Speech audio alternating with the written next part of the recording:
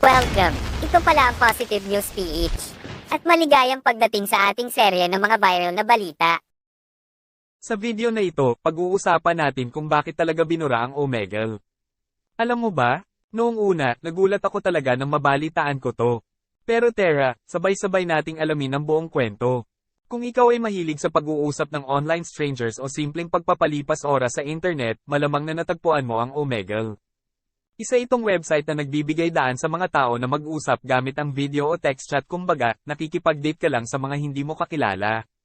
Pero paano nga ba ito nagkaroon ng gulong-gulo? Nag-umpisa ang Omegle noong 2009, at simula noon, ito ay nagsilbing isang malaking playground ng mga nakakatuwang kaganapan online. Sa loob ng mga taon, libo-libo ang naka-encounter ng iba't ibang tao mula sa buong mundo. Isipin mo, pwede kang makakuha ng bagong kaibigan na galing sa France, makapag-share ka ng kaunting kasiyahan sa isang mumunting eskwelahan sa Africa, o makarinig ng mga interesanteng kwento mula sa mga tao sa iba't ibang kultura. Talagang, ito'y naging isang world-class na platform.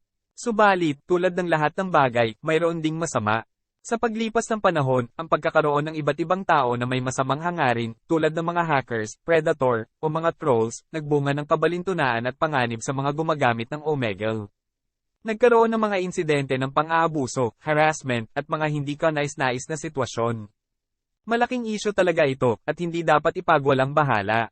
Kaya naman, sa gabi ng Desyembre taong 2020, ang Omegle ay napilitang isara ang kanyang serbisyo. At upang mas maintindihan natin ang dahilan sa likod ng pag-shutdown ng Omegle, kinakailangan natin tingnan ang mas malawak na konteksto. Ang platform na ito ay hindi lamang ang pinakamalaking nakakapag-usap online, kundi naging tahanan rin ng kadiliman at mga hindi ligtas na sitwasyon. Para sa kanilang mga nasa likod ng Omegle, ang pangmatagalang solusyon ay ang pag-develop ng mas maayos na safety measures at content moderation. Kaya sigurado ako, balik-balikan natin ito sa hinaharap. Ngunit para sa ngayon, kailangan natin munang iwasan ang mga platform na maaaring magdulot ng peligro sa atin o sa iba. Kaya't dito sa YouTube, ginagampanan natin ang aming tungkulin na magbigay ng ligtas at kwela ng mga karanasan online. Ikaw ba, anong naging karanasan mo sa Omegle? I-share mo sa amin sa comment section.